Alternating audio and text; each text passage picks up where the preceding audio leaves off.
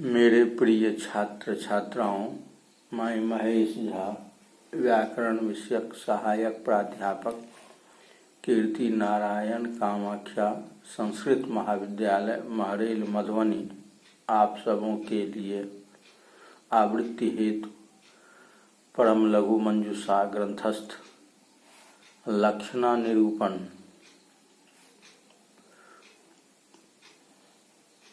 प्रकरण में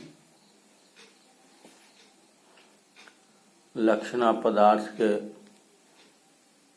विषय में जानकारी प्रस्तुत कर रहा हूँ।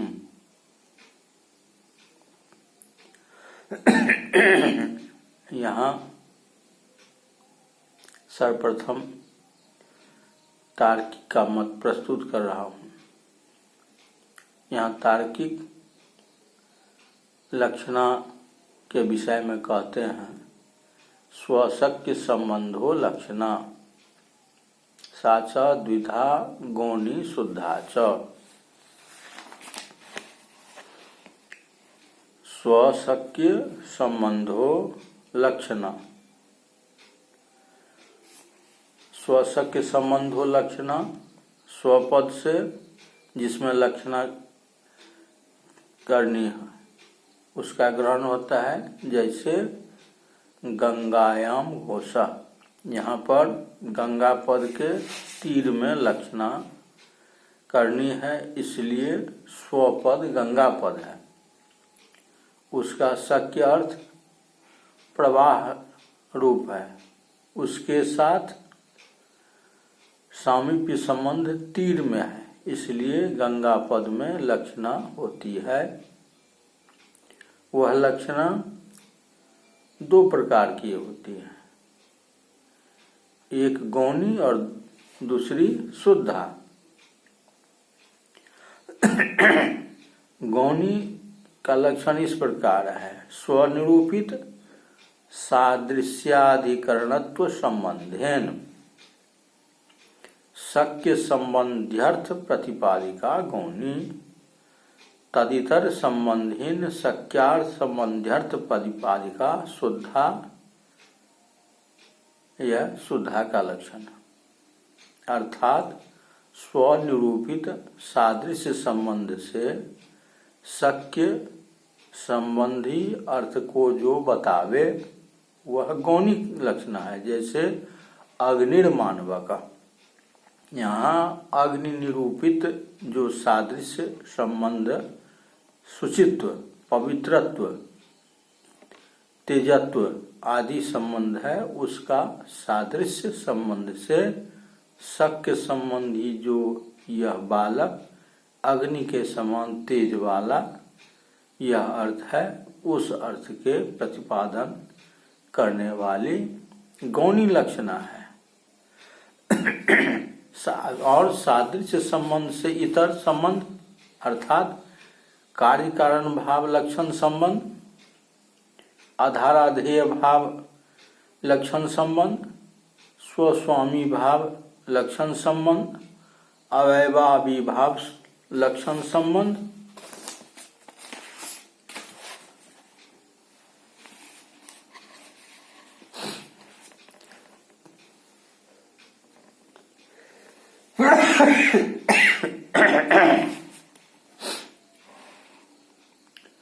तादर्थ लक्षण संबंध जिसमें हो वह शुद्धा लक्षणा है।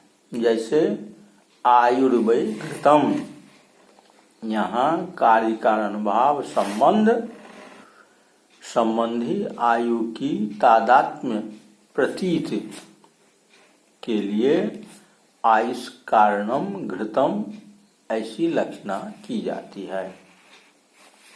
राजासौ गच्छति, यहाँ स्वस्वामी भाव लक्षण संबंध से लक्षणा के द्वारा राजा का पुत्र पुरुष कहलाता है। यह राजा का पुरुष जाता है, यह बोध होता है।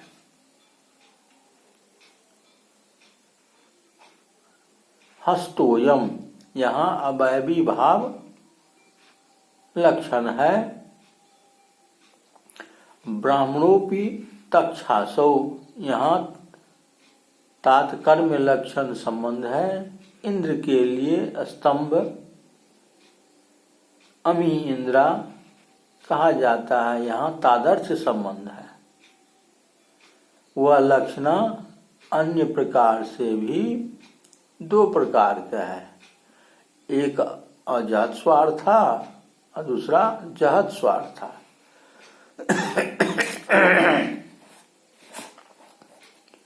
तो जहत स्वार्था अजहत स्वार्था, जो अपने अर्थ को नहीं छोड़कर, अर्थात अपने अर्थों के साथ साथ दूसरे अर्थ को भी बताती है, उसे अजहत स्वार्था लक्षणा कहते हैं।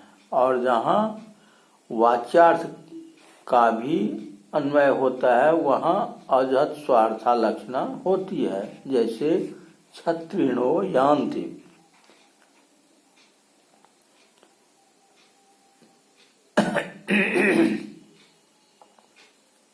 जहाँ छाते वाला और बिना छाते वाला दोनों जाते हो, किंतु छाते वाले अधिक जाते हैं, इस अर्थ को बोध कराने के लिए लक्षणा की जाती है। तो लक्षणा के द्वारा छात्री सहित सेना जा रही है, इस अर्थ का बोध होता है। वहाँ यहाँ क्षत्रिय और अक्षत्रिय दोनों का बोधक क्षत्रिय पद है। इसी प्रकार कुंतान प्रवेश है। इस वाक्य में चेतन पदार्थ कुंत अस्त्र का प्रवेशन कार्य असंभव है, इसलिए अजहत स्वार्थ लक्षणा से कुंतास्त्र सहित पुरुषों का प्रवेश करावे, इस अर्थ का बोध होता है। उसी प्रकार यष्टि प्रवेश है। इस वाक्य में केवल यष्टि का प्रवेशन क्रिया में अन्वय होना असंभव है, इसलिए लक्षणा के द्वारा यष्टि सहित पुरुषों को प्रवेश करावे, यह अर्थ बोध होता है।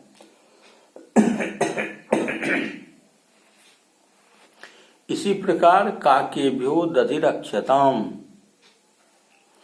इस वाक्य में केवल कौओं से दधि का संरक्षण करना अर्थ प्रतीत होता है, किंतु यदि अन्य जीव आकर खा जाएंगे तो दधि रक्षण का फल क्या होगा, इसलिए अजहत स्वार्था लक्षणा से दधि भक्षिका ये जीवा संति तेभ्यः सर्वेभ्यो दधि रक्षणीयम, अर्थात कौए के साथ साथ जितने दधि भक्षक जीव है उन सबों से दधि का संरक्षण करना चाहिए, इस अर्थ का बोध होता है।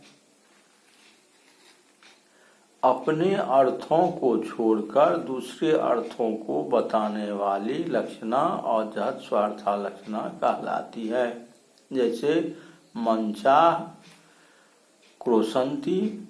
यहाँ वाच्यार्थ मंच का क्रोशन क्रिया में अन्वय असंभव है, इसलिए वाच्यार्थ परित्याग है। लक्षणा के द्वारा मंच पर बैठे हुए पुरुषों का बोध होता है। स्वार्थ का परित्याग सख्यार्थ के लक्ष्यार्थ से अन्वय होने वाले पदार्थों के साथ अन्वय नहीं होना ही है, इसलिए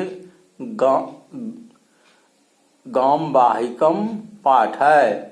यहाँ पर गो सदृश जाड्य मांद्य अज्ञत्वादि साधर्म से लक्षणा होने पर भी जो पदार्थ का गौ में अन्वय होने वाला बाहिक पदार्थ के साथ पाठन क्रिया में अन्वय नहीं होता है, इसलिए सख्यार्थ गो का सर्वथा परित्याग कर ही बाहिक का बाहिक अर्थ की प्रतीत होती है। और वह लक्षणा तात्स्थ्यात् तथैव ताद्धर्म्यात् तत्सामीप्यात् तथैव च तत्साहचर्यात् तादर्थ्यात् ज्ञेया वै लक्षणा बुधे। और वह लक्षणा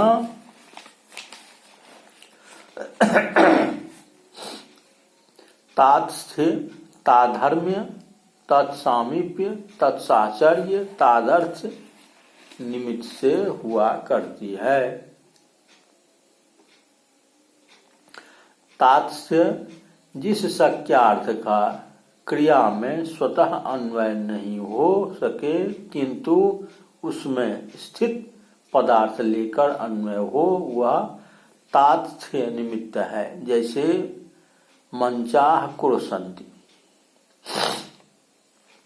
इस वाक्य में अचेतन शक्य मंच का आह्वान क्रिया का कर्तृत्व सर्वथा असंभव है, इसलिए मंच पद का मंचस्थ पुरुष में लक्षणा होती है। यहाँ तात्स्य निमित्त है तथा ग्रामः पलायिता, इस वाक्य में गौ का भागना अर्थ प्रतीत होता है, किंतु ग्राम तो अचेतन पदार्थ है, किस प्रकार भाग सकता है, इसलिए लक्षणा तात्स्य निमित्त से ग्रामस्थ पुरुष में होती है।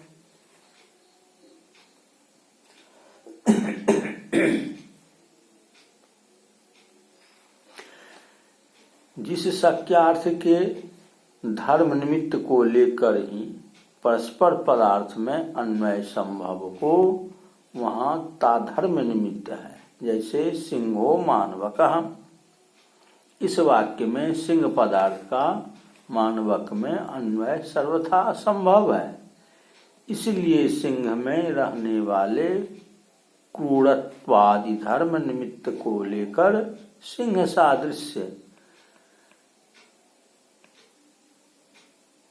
लक्षणा होती है। सिंह सादृश्य में लक्षणा होती है और लक्षणा से सिंह सदृश मानवक है, इस अर्थ का बोध होता है। यहाँ ताधर्म निमित्त है। इसी प्रकार गौड़ बाहिक, यहाँ पर बाहिक अर्थात हलवाए में गो में रहने वाला जाड्य मांद्यादि धर्म लेकर गो सदृश वाहिक से सिंह सदृश मानवक है, इस अर्थ का बोध होता है। यह ताधर्म्य, यह ताधर्म्य ही निमित्त है।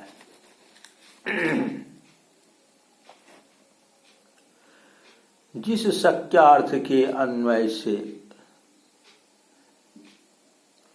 जिस शक्यार्थ के अन्वय होने में नजदीकी पदार्थ निमित्त हो जाए, वहाँ तत्सामीप्य निमित्त से लक्षणा होती है। जैसे गंगायाम घोषः, यहाँ पर शक्य गंगा पदार्थ प्रवाह विशेष का घोष में अन्वय सर्वथा असंभव है, इसलिए तत्सामीप्य निमित्त से गंगा तट में लक्षणा होती है। यहाँ तत्सामीप्य निमित्त है अर्थात गंगा के समीप तट में गौशाला है, इस अर्थ का बोधक है।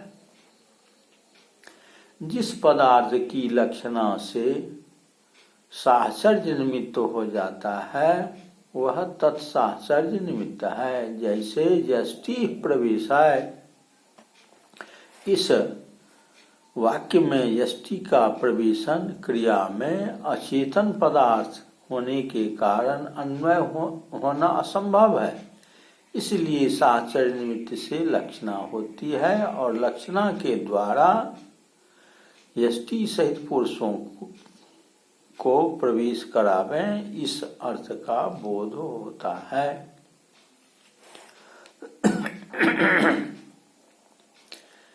जिसके लिए जो पदार्थ हो वही यदि उसके लिए परस्पर निमित्त हो जाए तो वह तादर्थ निमित्त कहलाता है। जैसे स्थूणा इंद्र, यहाँ स्थूणा पदार्थ स्तंभ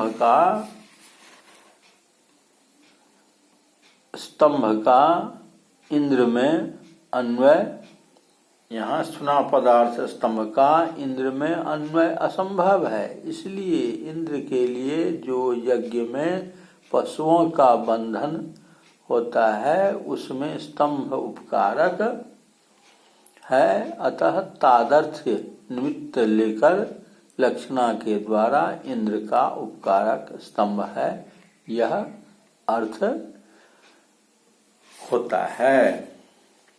इस प्रकार यह भाग संपन्न होता है। धन्यवाद।